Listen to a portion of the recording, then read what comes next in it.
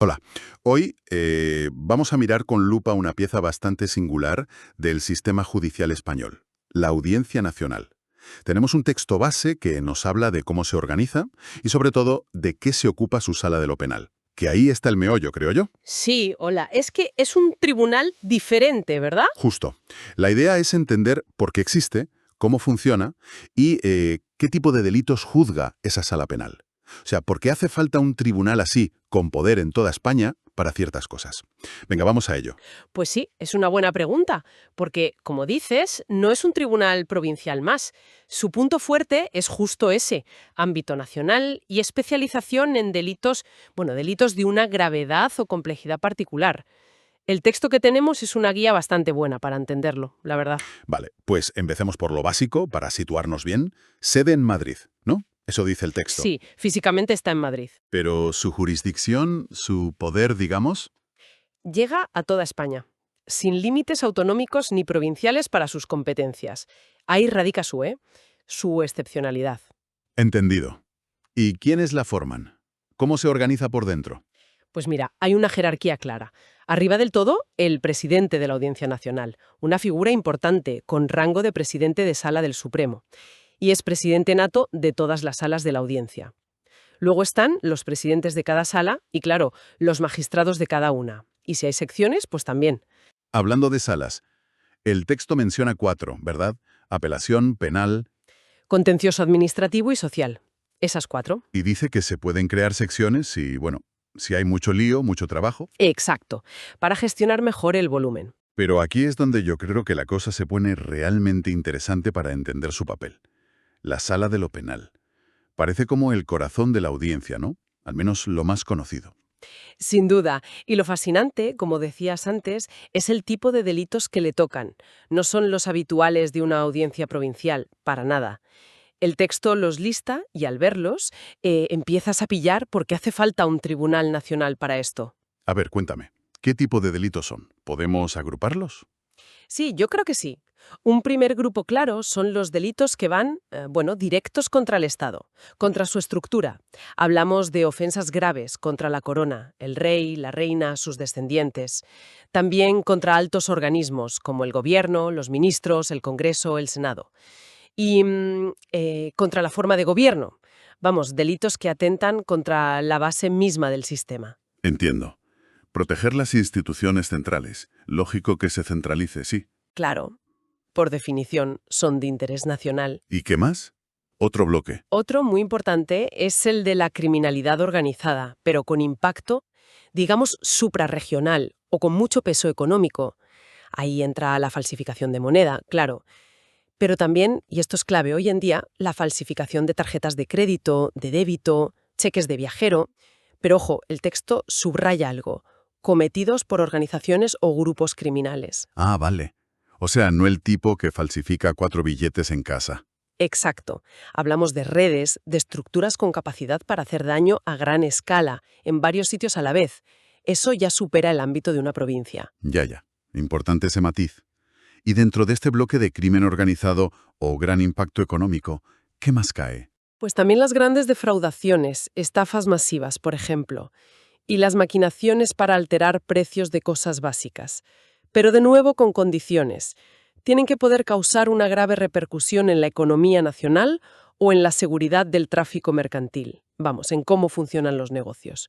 O bien perjudicar a muchísima gente, a una generalidad de personas, en el territorio de más de una audiencia provincial. Piensa en estafas piramidales enormes O manipulaciones de mercado que nos afecten a todos. La clave es la escala, el impacto colectivo. Vale. O sea, el hilo conductor parece ser que el delito, por cómo es o por lo grande que es, desborda un tribunal provincial normal. Se le queda pequeño, ¿no? Precisamente, justo eso. Y ese mismo principio se ve en otro grupo: el tráfico de drogas y los fraudes alimentarios o farmacéuticos. La Audiencia Nacional entra ahí cuando los cometen bandas organizadas y sus efectos se notan en territorios de distintas audiencias. Otra vez lo mismo. Organización y extensión. Exacto. Es la respuesta judicial a un tipo de crimen que no mira fronteras administrativas internas. Se mueven por donde quieren. Queda claro ese patrón. Organización, escala, impacto nacional o que afecta a varias provincias. ¿Hay más tipos de delitos que vea esta sala? Sí, sí. Hay un bloque importante que tiene que ver con lo internacional. La Sala de lo Penal se ocupa de delitos cometidos fuera de España, pero solo cuando nuestras leyes o los tratados internacionales dicen que España puede juzgarlos. Ah, ¿y eso qué puede ser? Pues, por ejemplo, delitos cometidos por españoles fuera contra intereses españoles importantes, o delitos cometidos por extranjeros fuera, pero que nos afectan mucho aquí. Actúa un poco como la puerta de entrada para perseguir ciertos crímenes que tienen un pie fuera. Interesante. Como el punto de conexión con la justicia de otros países para ciertos casos. Eso es. Y en esa línea internacional, pero más nuevo, está lo de la Fiscalía Europea. El texto dice que la Audiencia Nacional es competente para los delitos que investigue esta Fiscalía Europea, que es un organismo de la UE para perseguir fraudes contra el presupuesto de la Unión y otros delitos financieros. ¿Vale? Siempre que la Fiscalía Europea decida que es un caso suyo, que ejerce su competencia preferente. Es un ejemplo de coordinación, ¿no?, entre justicia nacional y estructuras de la UE. Una pieza más en ese puzzle de la cooperación judicial en Europa. ¿Nos queda alguna categoría principal de delitos? Porque son bastantes ya. Sí, queda una última, muy específica y delicada. El contrabando de material de defensa, armas, ese tipo de cosas. Y también de tecnologías de doble uso, esas que valen para lo civil, pero también para lo militar. Uf, tema sensible. Mucho. Por eso, por la seguridad nacional e internacional que implica, es lógico que se vea a nivel central, en la Audiencia Nacional. Bien, repasando rápido. Contra el Estado, crimen organizado, falsificaciones, narco, fraudes a lo bestia, grandes delitos económicos, casos internacionales y este contrabando sensible. La foto es bastante clara, sí, asuntos gordos y complejos. Pero hay un detalle en el texto que me parece fundamental para entender cómo funciona esto en la práctica. Lo de los delitos conexos. ¿Qué significa eso exactamente? Pues significa algo muy importante para que la justicia sea eficaz, yo creo. Quiere decir que si un delito, que por sí solo no iría a la Audiencia Nacional, imagina un blanqueo de capitales más localizado, está muy ligado a uno de los delitos principales que sí son suyos. Como el narcotráfico de la misma red, por ejemplo. Justo. Pues entonces la Audiencia Nacional se encarga de investigar y juzgar todo el paquete, el delito principal y el conexo. Así no se trocea la investigación entre distintos juzgados y se tiene una visión completa de lo que ha pasado. Es para no perder la perspectiva global, ¿sabes? Entendido, claro. Asegura coherencia y que no se disperse la cosa. Tiene mucho sentido práctico, sí. Y parece que las funciones de esta sala de lo penal no acaban en juzgar estos delitos por primera vez. No. El texto detalla otras competencias importantes. Por ejemplo, se ocupa de seguir procedimientos penales que empezaron en otro país si un tratado nos obliga a continuarlos aquí. O de ejecutar sentencias penales que vienen de fuera. O vigilar el cumplimiento de penas impuestas por otros países, pero que se cumplen aquí. Actúa como una bisagra en la cooperación judicial internacional. Es como la puerta de entrada y salida para colaborar con otras justicias, ¿no? En buena medida, sí. Y además, es instancia de recurso. ¿Cómo? ¿Recurre sus propias decisiones? No exactamente. Resuelve las apelaciones contra sentencias y otras resoluciones importantes que dicta un órgano que se llama Tribunal Central de Instancia. Ah, espera. Otro tribunal. Bueno, es un órgano asociado funcionalmente a la Audiencia Nacional, también en Madrid. Se encarga de algunas fases de instrucción o de juzgar en primera instancia algunos de estos delitos. Y la Sala de lo Penal de la Audiencia Nacional revisa las decisiones de ese Tribunal Central. Ah, vale. O sea, hay como un primer escalón, el Tribunal Central de Instancia, para algunas cosas. Eso es. Y la Sala de lo Penal de la Audiencia actúa como su revisor, como la instancia de apelación. Algo así. Simplificando un poco, sí.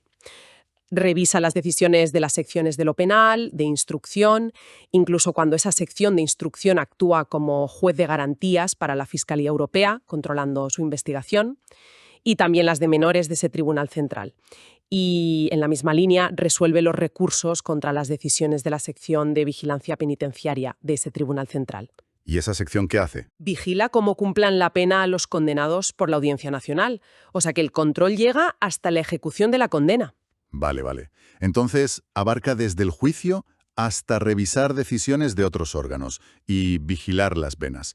¿Algo más que haga esta sala? Sí, una cosa más que menciona el texto. los procedimientos de decomiso autónomo. Decomiso autónomo.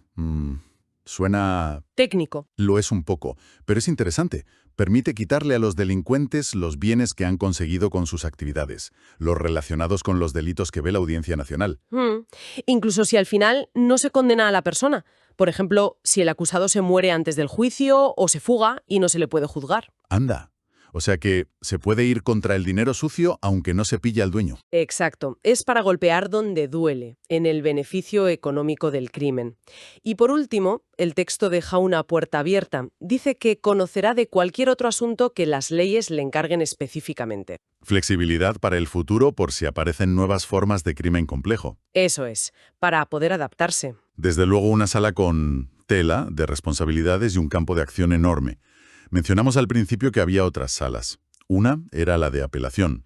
¿Qué hace exactamente? Revisa la sala de lo penal. Justo. Su papel es crucial, aunque más concreto. La sala de apelación existe para resolver los recursos de apelación, cuando la ley lo permita, contra las sentencias y resoluciones de la sala de lo penal de la propia Audiencia Nacional. O sea, si la sala de lo penal dicta una sentencia, Y no estás de acuerdo, y la ley te permite apelar, recurres a esta sala de apelación. Exacto. Es como una segunda instancia dentro de la misma Audiencia Nacional. Una revisión interna antes de que el caso pueda, si acaso, llegar más arriba, al Tribunal Supremo. entendido. Un control de calidad interno, digamos, para las decisiones gordas de la sala de lo penal. Y de las otras dos salas, contencioso administrativo y social, aunque no sean el foco hoy, ¿qué tipo de cosas ven para tener también ámbito nacional? Deben ser temas grandes también, ¿no? Claro, aunque el texto se centra en lo penal, está bien tener la idea general. Estas salas también ven asuntos de alcance estatal. La de lo contencioso administrativo, pues resuelve recursos contra decisiones de la Administración Central del Estado, ministerios, organismos públicos nacionales. Cuando te multan o te niegan algo desde un ministerio, por ejemplo. O decisiones más grandes, claro. Y la sala de lo social, pues litigios laborales que también afectan a más de una comunidad autónoma. Piensa en impugnar un convenio colectivo que se aplica en toda España, o un conflicto laboral en una empresa grande con centros en varias regiones. Vale. Mantienen esa lógica de ámbito nacional para cosas que no se pueden resolver solo en una provincia o autonomía. Exacto, cada una en su campo, pero con esa misma idea de superar lo local. Tiene sentido. Oye, y hay un último punto en el texto sobre la organización que me llamó la atención. La posibilidad de mover magistrados de una sala a otra si hay mucha diferencia de trabajo. ¿Cómo funciona eso? Suena un poco raro mover a un juez de lo social a lo penal, por ejemplo. Bueno, no es exactamente así, pero sí es un mecanismo de flexibilidad interesante. El texto dice que si hay una diferencia sensible y continuada de carga de trabajo entre salas, con una excepción. Los de la sala de apelación no pueden ir a otras salas. Vale. Se puede destinar temporalmente a magistrados de una sala a otra, aunque sea de distinto orden jurisdiccional. O sea, uno de lo social podría, en teoría, echar una mano en contencioso si hiciera falta mucho apoyo allí. ¿Y quién decide eso? ¿Y cómo se elige a quién mueven? Porque cada uno es especialista en lo suyo, ¿no? Sí, claro. Por eso tiene varias garantías. Necesita el visto bueno de la sala de gobierno de la propia Audiencia Nacional. Luego una propuesta de su presidente. Y la decisión final la toma el Consejo General del Poder Judicial, el CGPJ, que es el órgano de gobierno de los jueces. O sea, no es una decisión a la ligera. Para nada. Y es importante. Este préstamo de magistrados no significa que cobren más. Y para elegir a quién se usan criterios objetivos, la antigüedad, la especialidad que tengan, la experiencia. Y si se puede, se oye lo que prefieren los propios magistrados. Entiendo. Lo importante es la idea de fondo, buscar la eficiencia, adaptar el tribunal si de repente hay un pico de casos complejos en una sala y en otra están más tranquilos, sin tener que crear plazas nuevas corriendo. Es gestión de recursos, vamos. Entendido. Una herramienta de gestión interna para optimizar. Vale. Pues creo que hemos recorrido bien los puntos clave del texto. Si tuviéramos que resumir la esencia de la Audiencia Nacional, ¿qué diríamos? A ver. Tribunal único, sede en Madrid, poder en toda España. Ajá. Organizado en salas. Penal, apelación, contencioso administrativo, social. Eso es. Y su sala penal, que es la que más suena, se dedica a delitos muy graves, muy complejos, que afectan a todo el país o tienen dimensión internacional. Terrorismo, que estaría dentro de esos delitos contra altos organismos o la forma de gobierno, ¿no? Sí, implícitamente sí. Crimen organizado, que se mueve por varias regiones, narco, falsificaciones grandes, fraudes masivos, delitos económicos de gran escala, casos con conexión internacional, contrabando delicado, vamos, que no es para el robo del día a día. Exacto. No es para casos comunes, sino para asuntos de una envergadura especial. La existencia de la Audiencia Nacional y sus competencias, tal como las hemos visto, responden directamente a la complejidad de ciertas formas de delincuencia. El crimen organizado, que no sabe de fronteras provinciales, los delitos económicos súper sofisticados con víctimas por todos lados, el terrorismo, la necesidad de cooperar con otros países. Son fenómenos que necesitan una respuesta judicial centralizada, especializada y con una visión global, algo que una audiencia provincial, por su propia naturaleza, no puede ofrecer. Si lo vemos en el panorama general, es un intento del sistema judicial de adaptarse y dar respuestas específicas a desafíos delictivos que también son muy específicos y muchas veces transnacionales. Esa conexión que haces nos lleva a una última reflexión, quizá para quien nos escucha. Hemos visto la lista de delitos, redes criminales globales, fraudes que sacuden la economía, ataques a la seguridad del Estado, cooperación internacional. Pensando en todo eso, ¿qué nos dice la mera existencia de un tribunal como la Audiencia Nacional, con este catálogo de funciones tan particular, sobre cómo son los retos de seguridad y justicia hoy en día, en un mundo donde, como dices, el crimen y sus efectos a menudo ignoran las fronteras de toda la vida? Es una pregunta que queda ahí, para darle una vuelta. Sin duda. Una pregunta muy pertinente sobre cómo la justicia intenta seguir el ritmo a un mundo cada vez más complejo e interconectado.